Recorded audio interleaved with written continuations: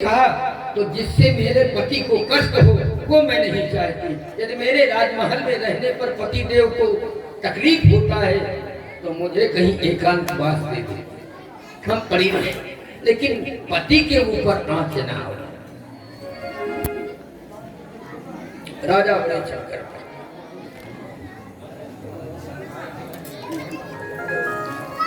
बरहिस्मती नगरी, जिसको बरहिस्मती नगरी कहते थे, आज वो बिठूर है।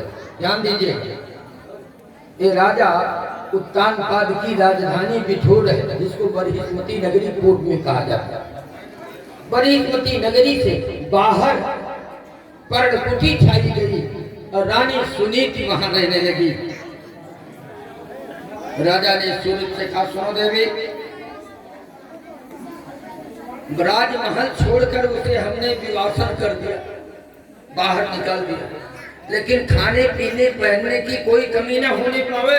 उसने कहा, बस महाराज घबराइए नहीं, हमें इतने चाहिए, राजमहल न रहा, कहीं रहेगी, उसको भोजन और वस्त्र की सारी व्यवस्था होती रही।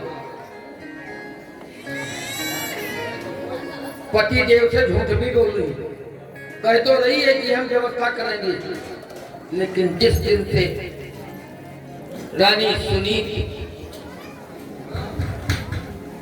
पर्णकुटी में बाहर नगरी के रहने लगे, उस दिन से एक शेर जौ का आटा भेज देते, 56 प्रकार का व्यंजन अपना लील रही थी। और जो उत्तराधिकारिणी रानी थी, अधिकार तो उसी का था, उसको जंगल में, लेकिन वो उसमें मस्त है।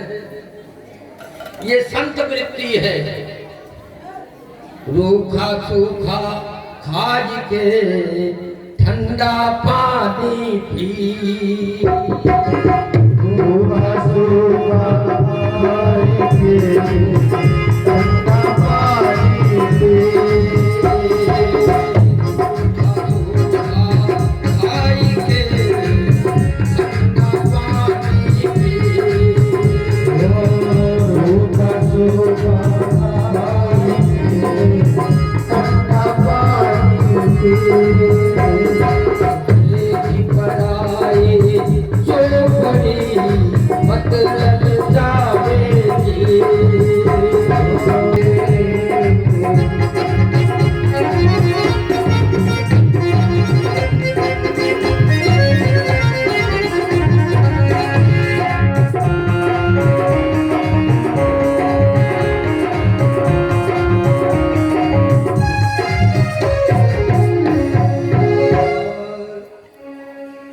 संतोष वृद्धि होनी चाहिए जीवन में।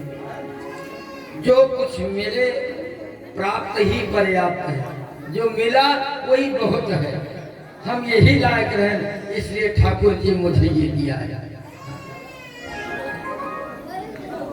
ठाकुर जी ने मुझे दिया, हम इसी की बात करते। ऐसा संतोष कर लेता है, किसी को दोष नहीं देता, अपना दोष ले लेता।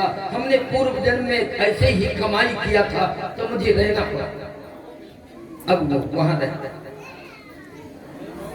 लेकिन किसी दिन राजा से शिकायत नहीं किया कि मुझे भोजन नहीं मिलता, मुझे वस्त्र नहीं मिलता, मेरे पति को बड़ा कष्ट होगा, अपना कष्ट वहन करना, लेकिन पति को कष्ट नहीं करेगा। कुछ दिन बीता, राजमहल में सुरुचि है, सुरुचि की तरफ एक बेटा का जन्म हुआ।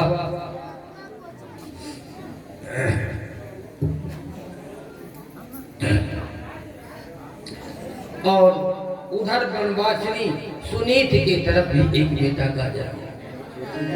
राजा को चिंता तो रहती ही है, जोहर मेहरारू तोतर घोड़ जतने कूदे वतने तो। अब नयिका को क्या कहना, वो तो सिर पर चढ़ी। एक राजा के 2 पत्नियां, ज्यादा चुटकुला और इसमें हम नहीं चलेंगे, लेकिन फिर भी एक राजा के दो पत्नियां थी, दो महला मकान बनवाए हुए थे और दोनों एक नीचे रहती एक ऊपर वाले महल पर रहती। एक दिन राजा अपने राज दरबार से सायंकाल आए तो जो बड़ी रानी थी उसने कहा यही रहना होगा, और छोटी रानी बोली नहीं ऊपर वाले महल पर चलो जिसमें हम रहती हैं। अब दोनों आपस में खैचातानी कर रही थी। उसी समय संजोग से कुछ चोर लोग आए थे, सेंध काटकर घर में घुस आए। अब एक हाथ पकड़े ऊपर खींच रही है छत पर ले जाने के लिए और एक नीचे खींच रही है। राजा बड़े खैचातानी, अब चोर चोरी करने की जगह ही तमाशा देखने में लगे। हे भगवान, दुर्मेहरान बड़ी दुर्गति हो, ये दैव को हिकना दियो। रात भर देखते तब तक सवेरा हो। एक चोर कहीं हाथ पड़ा, अपने हाथी को रोक नहीं पाया, हमारे घर में तब तक वो बेचारा दिखाई दिया, पकड़ लिया गया। सिपाही आए पकड़ कर ले गए। और ये दोनों कहती क्या थी, यदि पति एक हो पत्नी दो हो तो बड़ी दुर्गति होती है। सैया के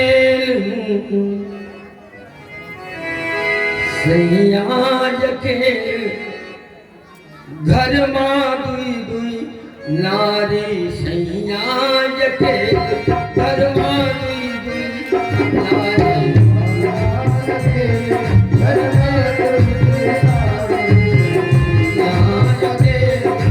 मां दुई दुई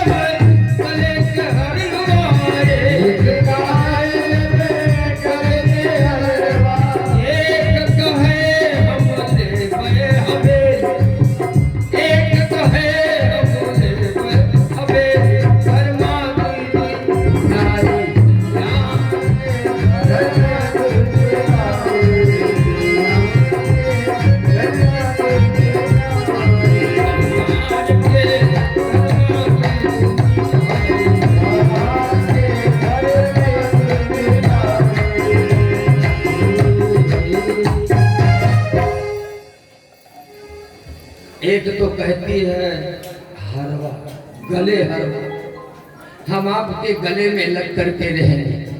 एक कहती है हमें हवेली चाहिए, उसे हवेली ले लो चाहिए, चाहे हवेली रख लो, अपनी अपनी भाषा में लोग समझ जाए। एक केवल धन की गाहक है, एक अपने पति की ग्राहक है, दोनों में अंतर है। एक पति की ग्राहक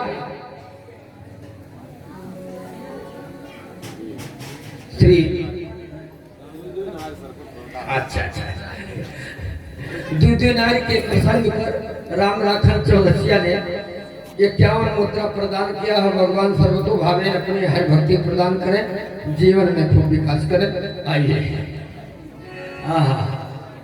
ये तो सब पीड़ितों ना है महाराज जी। तो हम निवेदन कर रहे थे कि बड़ी दुर्गति, बड़ी वाली तो संतोष रखती है, लेकिन छोटी को तो हमें भी चाहिए, हमको धन चाहिए। आपका बैंक बैलेंस मेरे नाम आवे, उसके नाम ना जाने पावे, आदि आदि बहुत सी बातें होती है। अब वो दोनों चोर पूरी रात तमाशा देखते रहे और तब तक सवेरा हो गया, बेचारे तमाशा देखकर पकड़ी गए। इतना विभोर हो गई देखते, राज दरबार में गए। राजा जब सिंहासनारूढ़ हुए तो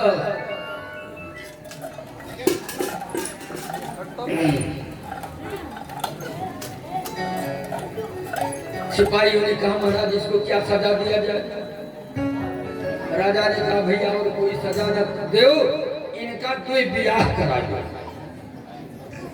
इन चोरों का 2 विवाह करवाए। कैसे? सरकार पूरा रात की तमाशा यहाँ देखे रहे तब पकड़ पाए हो नहीं, माल लेके चला जाए। जब दुर्गत तुहार है तो देख लो 2 दिन आई, हमें फांसी चढ़ा दो वो मंजूर है, लेकिन तू बियाह न कराओ।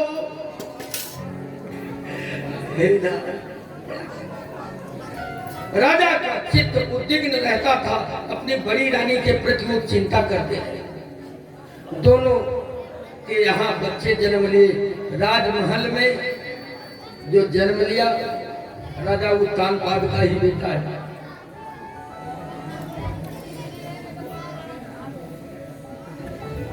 उसका नाम है उत्तम कुमार।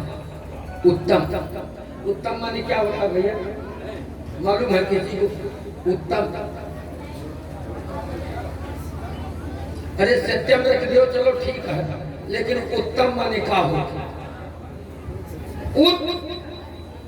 ऊपर भविष्य, उद माने आगे या भविष्य में जिसका तम हो, अंधकार हो, वर्तमान में बढ़िया रहा प्रकाश रहा है और आगे भविष्य अंधकारमय हो जाए, उसी का नाम उत्तम है।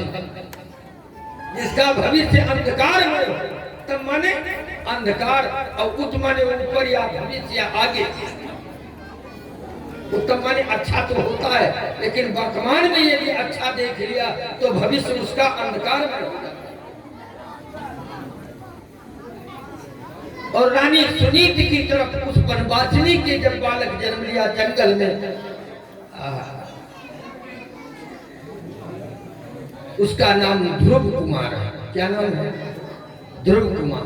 ध्रुव माने अटल या निश्चय होता है। ध्रुव माने अटल या निश्चय होता है, उसका कभी विनाश नहीं होता। ध्रुव सत्य है। और उत्तम आज खा लेने की जाहिर दिया। एक बालक का जन्म राजमहल में होता तो दूसरे का जंगल में होता, एक प्रवासी के यहाँ।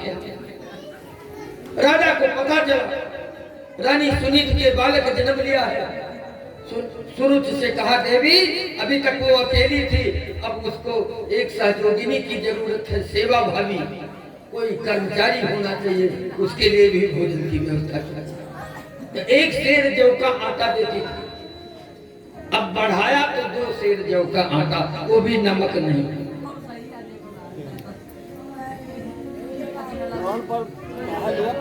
ज्यादा तपो ना, ज्यादा बरो ना, एक ना एक दिन बुताए जाता,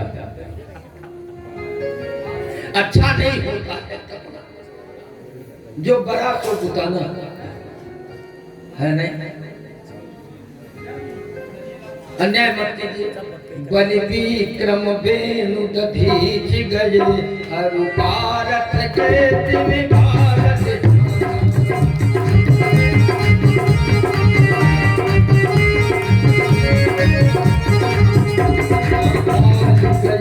बलि रूप गए जिनके कखरी गद कंठ लुकाना।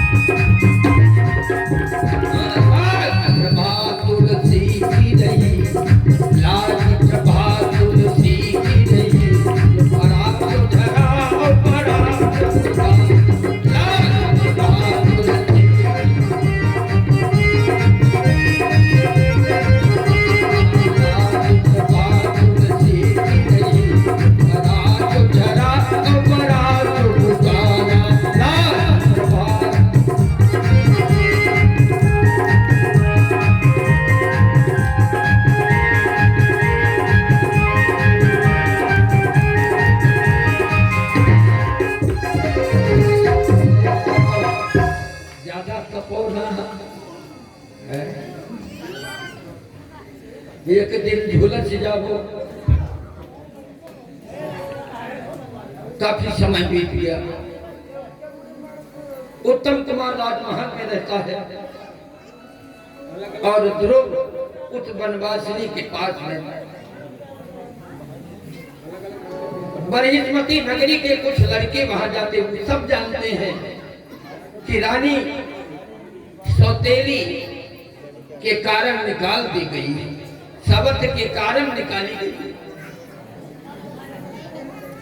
और रानी सुनीत को क्या क्या ऐसी पतिव्रता और सत्यव्रता दोनों साथ साथ है तो राजा उत्तानपाद का ही बेटा ना ध्रुव, बड़ा होनहार, सांवला स्वरूप, घुंघराले बाल, बड़ी बड़ी आंखें और आगान घुटना से नीचे भुजाएं राज चिन्ह से विभूषित है। लेकिन एक प्रवासिनी का बात। अच्छा, लड़के जब आपस में एक जगह बैठते हैं, खेलते हैं तो कुछ बातचीत भी करते हैं। किसी लड़के ने पूछ दिया ध्रुव जी से, भैया तुम्हारे माता जी का क्या नाम है जानते हो? ध्रुव जी ने कहा मेरी मैया का नाम सुनीति है। आज तो ज्यादातर लोग अपने बेटिया का नाम अनीता धरा होता, सुनीता नहीं। का नाम अनीता।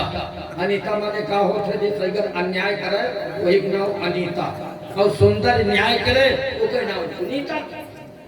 तो सुनीता ठीक है कि अनीता? अब कहीं कहीं तो अनीता में वो गुण भी पाया जाता है, अन्याय परायण हो जाती है, बहुत अनिकट तुल्य हो।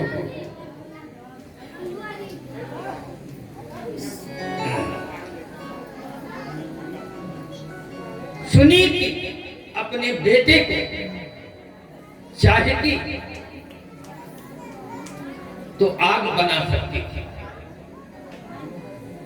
सारी कहानी अपनी लड़के से बताती है, भैया हम तुम्हारे पिता उत्तानपाद की पत्नी हैं और इस बरहिस्मती नगरी की बड़ी महारानी हैं, लेकिन मेरी शब्द ने मुझको बाहर निकलवा दिया। अच्छा बताओ ध्रुव के ऊपर क्या बीतता है? अंदर द्वेष की ज्वाला भड़क जाती कि नहीं भड़क जाती? अभी तो हम छोटे हैं, थोड़ा बड़े होंगे तब उसकी किचकिलकार है निकाले, उसको तब हम देखेंगे। मेरी भैया के साथ इतना अन्याय। लेकिन नाना सुनीति ने अपने बच्चे के सामने ऐसी बात कभी उठाई नहीं। अच्छा तेरी माँ का नाम सुनीता है, तो तेरे पिता का क्या नाम? ध्रुव जी ने कहा हमने आज तक न पिताजी को देखा और न पिताजी का नाम कभी सुना। मैं ये घबरा। बच्चों ने कहा घबराओ मत ध्रुव, बिना पिता के तुम नहीं हो। तुम्हारे पिता 7 द्वीप 9 खंड के राजा हैं, वाको नाम राजा उत्तानपाद है। ध्रुव जी की आंखों में आंसू छलक पड़े और बोले तो आज पिताजी का दर्शन करने जरूर चले। सब लड़के साथ साथ में, और आगे ध्रुव जी को कर लिया, पीछे से सब लड़के जाए। सायंकाल का समय राज दरबार कूच करके महाराज उत्तानपाद आए। जैसे बैठे तैसे उत्तम कुमार को लाई सुनुज गोदी में बैठा दिया। अब वो उत्तम को खिलाए रहे थे। उसी समय ध्रुव जी महाराज बच्चों के साथ पहुंच गए। राजा की दृष्टि पड़ी सुनीत कुमार पर, ध्रुव के ऊपर। सोचने लगे बड़ा होनहार बालक दिखाई देता है, हो न हो शायद ये सुनीति का ही बेटा हो। 5 साल का हो गया लेकिन आज तक अपने पिता का न नाम जानता है न उनका कभी चेहरा देखा। धन्य है माँ सुनीति, अपने बच्चे को संपत्ति दो या न दो लेकिन संस्कार बढ़िया दो तो उसका भविष्य उज्जवल हो। माता के हाथ का भोजन तो बहुत मिल जाए लेकिन माँ के मुख से यदि शिक्षा अच्छा नहीं मिलता है तो समझ लो वो बेटा अभागा है। माताओं को चाहिए, और माताएं ये चाहें तो बच्चे को ध्रुव प्रहलाद जैसे बना दें, माताएं चाहें तो हिरण्यकश्यप और हिरण्याक्ष जैसे बना सकती। ये माताओं के ऊपर निर्भर है। आप केवल धन संपत्ति लाकर कमाकर घर में रख सकते हैं लेकिन बच्चे का संस्कार जिसकी माँ देगी, माँ प्रमुखेन शिक्षण।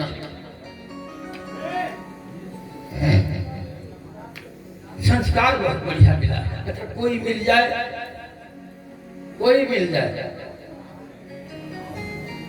बेटा प्रणाम करो, और कुछ बच्चे को ना सिखा पाओ तो इतना तो आप सिखा ही सकते हो। अपने कोई गुरुजन मिले, कोई बड़े लोग मिले, ये ना देखो ये कोरी है, ये चमार है, ये बाभन है, ये ठाकुर है, ये बनिया है, क्या है। अपने से बड़ा उस बच्चे से कोई भी आवे भैया प्रणाम कर लो, 10 लोगों का आशीर्वाद उसके ऊपर आएगा। जो सबके अंदर बैठा हुआ परमात्मा है उसको आशीर्वाद दे रहा है, उसका भविष्य उज्जवल बनेगा। ध्रुव जी के तो आदत बने हैं प्रणाम करने की। राजा के सामने गए, खड़े हैं।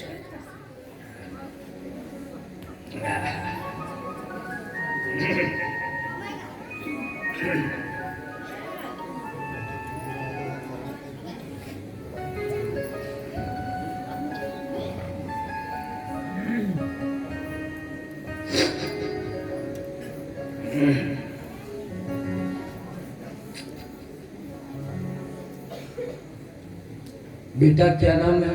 मेरा नाम ध्रुव है। तुम किसके बेटे हो?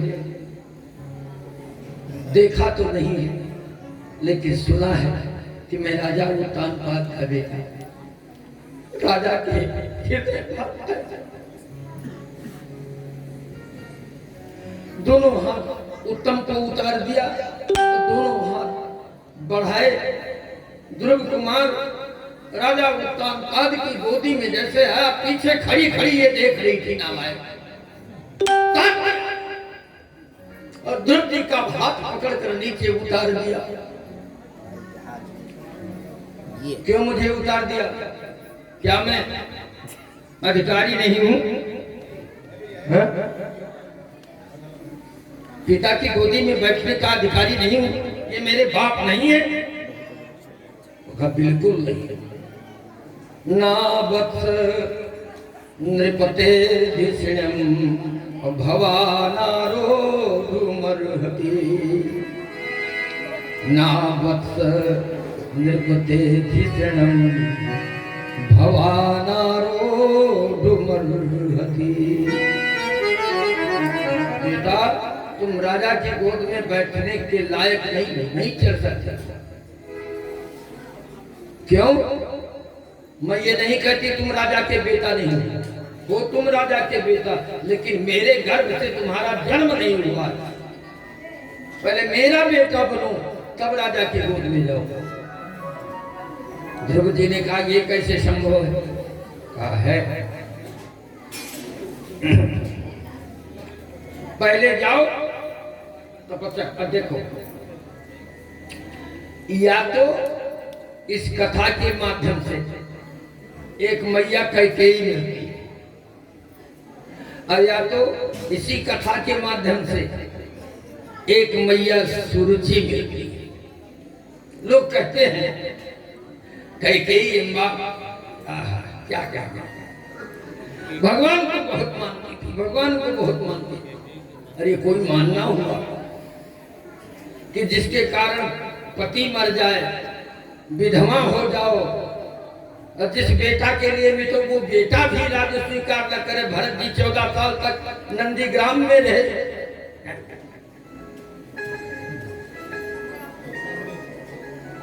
एक राजा था, उसके कई रानियां, लेकिन सब रानियों के लड़के नहीं थे। बड़ी रानी के बच्चा था तो जलन सब रखती थी। हमरे एको लड़के नहीं जकड़े हैं, यह ज्यादा मान सम्मान होता था, देख कर जल रही थी। एक दिन लड़का कहीं छत पर खेल रहा था और नीचे धक्का देकर गिरा दिया उन सौतेली रानी। ये हमारा निर्माण था तो नहीं हो रहा है।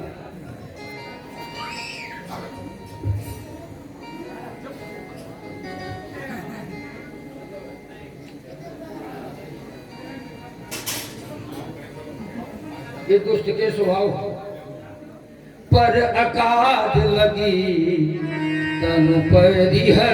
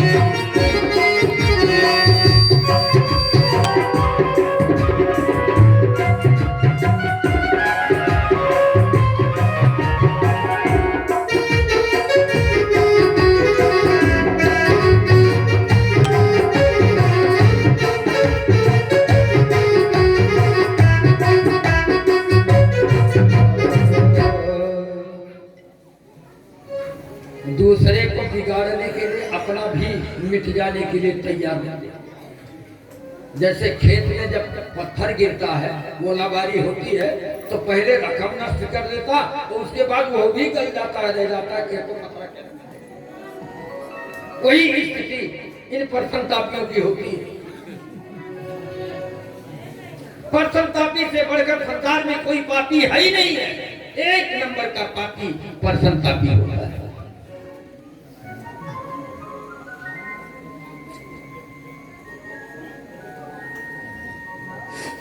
तो हम निवेदन कर रहे थे, उन रानियों ने उस लड़के को धक्का देकर गिरा दिया। अच्छा वो गिरा तो नीचे रुई का ढेर पड़ा था। अब वो अपने जान बूझ में है, रुई गिराई था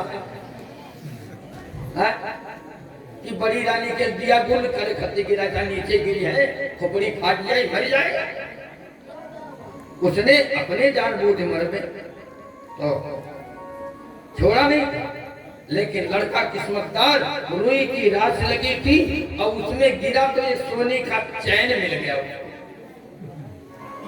अब ये उसके कर्म से मिला कि तुम्हारे ढकेले मिला। कैकेयी के बर्बाद दे देने से भगवान राम को राज्य मिला।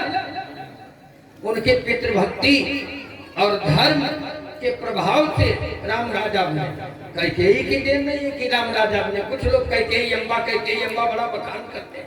कैकेयी न होती तो राम को न वनवास होता, न हो राम राज करते, न रावण मरता। लेकिन ये कथा संकेत करती है कि जो दुष्ट स्वभाव होता, और उसके दुष्ट होने के कारण ही भरतलाल जी ने पूरे जीवन मां नहीं था।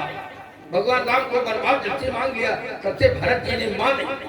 अब इससे ज्यादा और कष्ट क्या होगा कि बेटा अपना जिसको त्याग दिया।